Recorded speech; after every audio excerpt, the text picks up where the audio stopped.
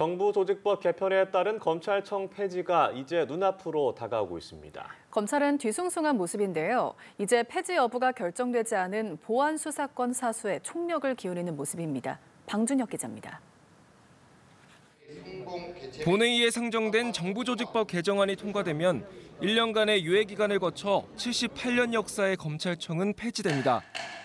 검찰이 모두 갖고 있던 수사 기소권이 분리돼 수사권은 행정안전부 산하 중대범죄수사청이, 기소권은 법무부 산하 공소청이 담당하게 됩니다. 예정된 절차긴 하지만 실제 폐지 확정이 눈앞으로 다가오면서 검찰은 뒤숭숭한 모습입니다. 정부조직법 개정안의 본회의 상정을 앞두고 노만서 검찰총장 대행은 별도의 입장문을 내고 검찰을 지우는 방식은 개혁의 오점이 될 거라고 주장하기도 했습니다.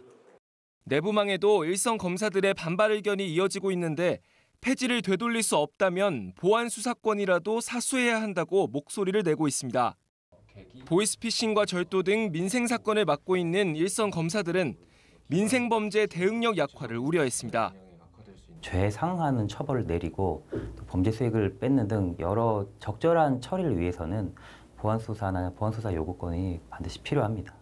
1%의 정치 사건 때문에 99%의 민생 사건 처리 절차가 올바르지 못하게 간다면 결국 대다수의 서민들의 범죄 피해 회복에 악영향을 끼칠 우려가 있습니다.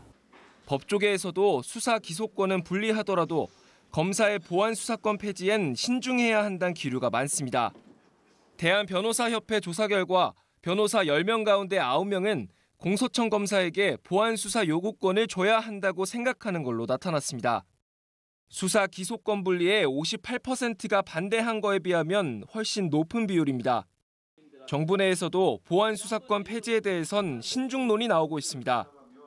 정성호 법무부 장관에 이어 윤호중 행안부 장관도 지난 22일 국회 행안위에서 보안 수사권은 어떤 경우든 있게 될 거라고 말한 바 있습니다.